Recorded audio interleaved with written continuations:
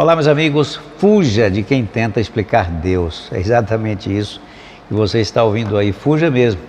Por quê? Porque nesse momento caótico em que a maioria das pessoas estão inseguras, com medo, estão indecisas, a maioria das pessoas estão perturbadas, e essa perturbação é resultado desse clima mental, esta ansiedade que os telejornais e a realidade, tudo que estamos vendo provoca na gente. Ora, somos seres humanos, somos sujeitos a toda manipulação do mundo que vivemos. Agora, desenvolver espiritualidade até o limite, de não nos perturbarmos com o que está acontecendo, sem nos tornarmos indiferentes a tudo que estamos vendo, aí é coisa para uma riqueza, é coisa para poucos. Mas quando eu digo a você, fuja de quem tenta explicar Deus, é porque Deus não quer ser explicado por ninguém, Ele não gosta. Você lembra de Jó, quando ele estava enfrentando a tempestade em sua vida, aquela tempestade, por isso que está escrito aqui, Jó capítulo 38, então o Senhor respondeu a Jó do meio da tempestade. Quando Jó estava vivendo toda aquela aflição, alguns amigos foram até a casa dele para tentar explicar Deus.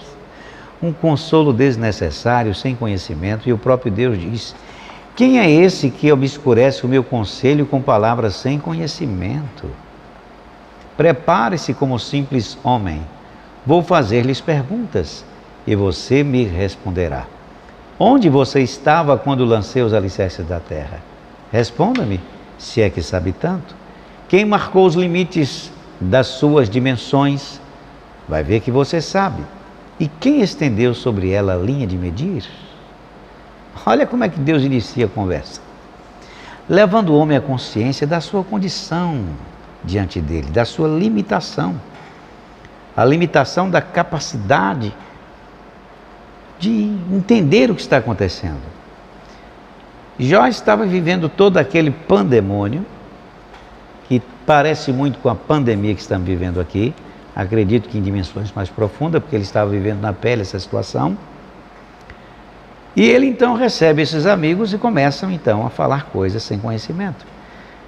E quantas pessoas agora, justamente porque estão em condição de vulnerabilidade, se sentindo frágil, cansada, não sabe o que vai acontecer amanhã, esse estado de espírito, de perplexidade, põe você à mercê de gurus e de falsos profetas, que está escatologizando a situação, colocando toda essa tragédia na conta de Deus, e esquece que o que está acontecendo agora já aconteceu séculos passados, diversas vezes. A mais recente foi a gripe espanhola, a influenza, que chegou até matar um presidente brasileiro, Rodrigues Alves. Pesquise lá e você vai ver. E parou tudo. Naquela época não havia nada. Não tinha os recursos tecnológicos que nós temos hoje. Esse consolo, este corpo a corpo, esta coisa de você ver e ouvir a pessoa de viva voz através da internet, se comunicar com as pessoas que estão do lado de fora, não tinha nada. Parou tudo. Por conta de quê? Um navio atracou em Salvador com 50 pessoas infectadas, se alastrou em Salvador, partiu para Recife, de Recife foi para o Rio de Janeiro e tomou conta de todo o Brasil. Consequência, mais de 300 mil pessoas morreram no Brasil. Depois tudo voltou ao normal. Isso durou de 1918 até 1920. Tudo parado, o caos, sobre todos os aspectos. Agora, pegar o que está acontecendo nesse momento como fosse uma novidade, como se Deus estivesse agora lançando essa maldição sobre a terra, com o propósito de levar as pessoas para a igreja, ou de tirar as pessoas da igreja e fazer com que elas cultuem em casa, isso é de uma sandice absurda. Isso é de fazer com que qualquer cristão que use o mínimo de inteligência, o mínimo da sua cabeça para pensar, sinta pavores de morte, só em ouvir isso. Porque quantas pessoas agora estão perplexas, com medo, ansiosas, e está dizendo: poxa, se esse mal está vindo de Deus, se o mal está vindo de quem devia nos socorrer, o que é que vamos fazer então?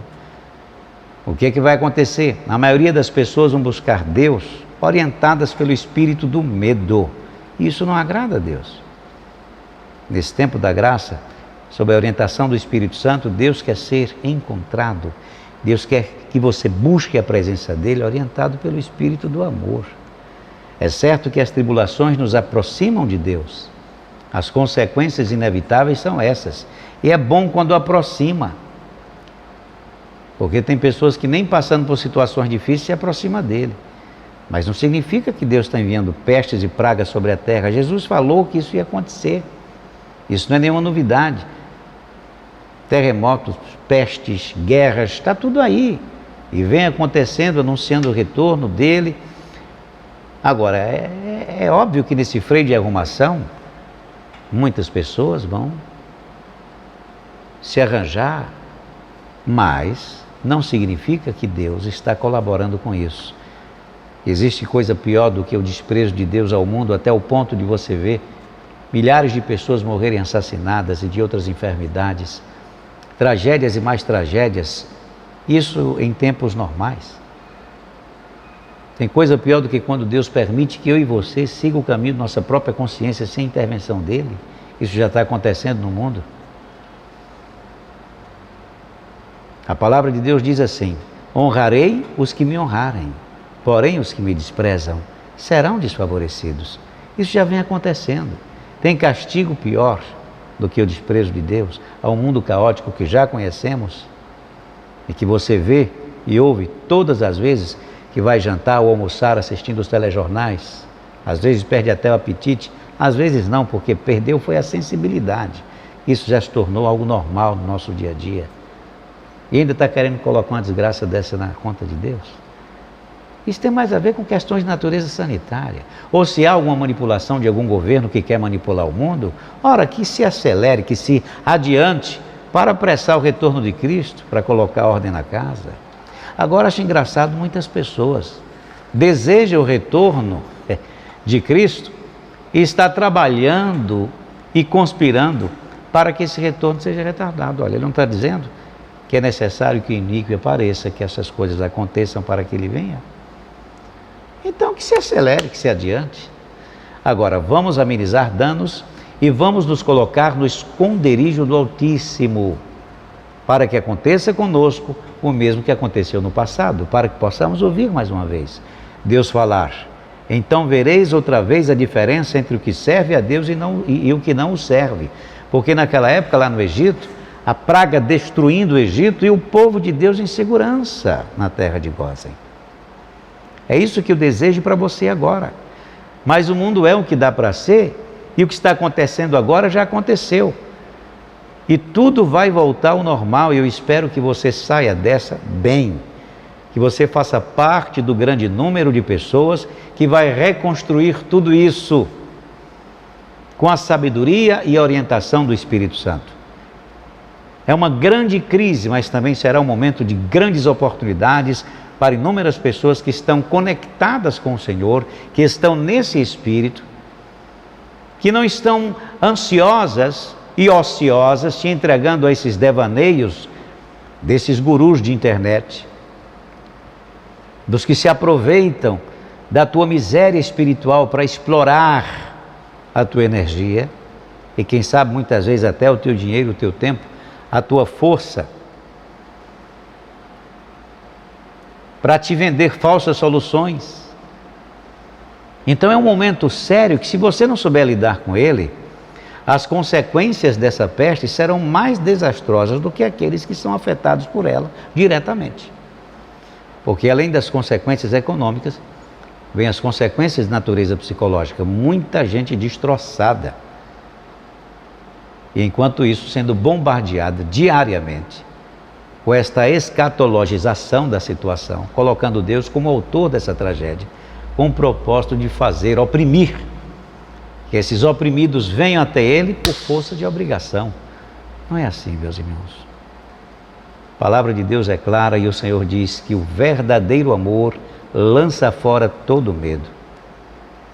E Ele quer que você se aproxime dEle orientado por um espírito de confiança. Aqueles que querem Deus, aqueles que querem buscar Deus, vão buscar, independente desse momento ou não. Porque os que estão se aproximando de Deus, orientados por medo e pressionados pelos intérpretes do caos, vocês podem prestar atenção, quando tudo voltar ao normal, quando esta pressão do medo for suspensa, eles retornam à sua condição normal de vida e muitas vezes até pior, porque a experiência pessoal com Deus não nasceu no espírito, nasceu na alma, fruto da sua angústia, da sua perturbação pessoal e da pressão de falsos profetas. E isso é muito ruim, porque são estes que serão os prosélitos, que Jesus fala que eles se tornam 2 vezes mais filhos do inferno, pior do que vós, pior do que aqueles que os arregimentou para esse momento, para a suposta causa de Cristo. Vamos refletir sobre isso. Eu quero que você medite sobre isso, porque em Jó, no capítulo 38, o Senhor diz: quem é esse que obscurece o meu conselho com palavras sem conhecimento? E ele começa a expor a nossa fragilidade. E ele diz: quem marcou os limites das dimensões da terra? Vai ver que você sabe. Quem estendeu sobre ela a linha de medir e as suas bases sobre o que foram postas? E quem colocou sua pedra de esquina? Quem represou o mar pondo-lhe portas quando ele irrompeu do ventre materno, quando o vesti de nuvens e em densas trevas o envolvi? Quando fixei os limites e lhe coloquei portas e barreiras, trancas e ferrolhos. E quando eu lhe disse: até aqui você pode vir, além deste ponto não. Aqui faço parar o orgulho das tuas ondas. Responda-me se tu sabes. Olha como Deus começa o diálogo. Então aqueles que tentam explicar Deus no caos, gerando pânico, medo, insegurança e oprimindo as pessoas para que elas se aproximem de Deus, nesse espírito de coerção, de pressão, esta obra da carne não se sustenta. E o Espírito de Deus está dizendo agora: caia fora disso. E se você tem o temor de Deus, você vai reconhecer os tempos e épocas não somente pelo que está acontecendo, mas por tudo que já aconteceu. Repetindo, porque o que está acontecendo agora é a repetição de tudo que já aconteceu há séculos passados, só que com uma condição, com uma vantagem. Hoje nós temos recursos tecnológicos, hoje nós temos o consolo de conversarmos através dessas redes sociais e, acima de tudo, temos a certeza de que a palavra de Deus vai se cumprir, já se cumpriu e vai se cumprir. Então descanse o seu coração, repouse o seu espírito, confie no Espírito Santo, busque a presença dele com sentimento de gratidão e honra. Honre ao Senhor agora, para que você seja honrado por ele depois. Busque a presença dele nesse espírito, não de quem quer conhecer os mistérios, mas de quem quer obedecer, colaborando, para que outras pessoas que estão com você na mesma casa e para as pessoas que têm o privilégio de conhecer, para que elas não se neurotizem, não fiquem neurotizadas em meio ao caos e esta perturbação e esta ansiedade que esse momento, infelizmente, acaba provocando na maioria das pessoas. Para de contabilizar mortos, medita na palavra de Deus, confie no Espírito Santo, busque a sua presença, confie nele, confie verdadeiramente e ponha a sua mente a um nível de disposição mental que vai fazer com que todas as ideias criativas de Deus e toda a força que é necessária para que você tenha vitória nesse momento de reconstrução, depois que essa tsunami passar, que você esteja na torre de vigília, ouvindo a orientação de Deus. E essa orientação vem dele, até você. Deus não quer que venha através de terceiros, porque o momento está muito caótico. E é pela multiplicidade, vamos dizer assim, de intérpretes de Deus, é justamente por conta disso que há muita confusão mental e medo. O verdadeiro amor lança fora todo medo, e que a paz de Cristo seja o árbitro em teu coração. Você vai saber quando Deus está falando contigo, quando esta paz, que é árbitro, se instalar em seu coração até o ponto de você reconhecer que está na presença dEle, porque isto produz um sentimento de segurança, fé e certeza.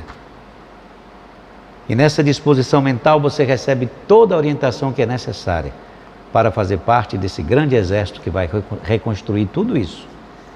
Você vai vencer, você vai ser uma pessoa vitoriosa. Para muitos será uma grande crise, para você, uma grande oportunidade. Não sobre o fracasso dos outros, mas sobre portas que Deus vai abrir para mim e para você. Tá bom?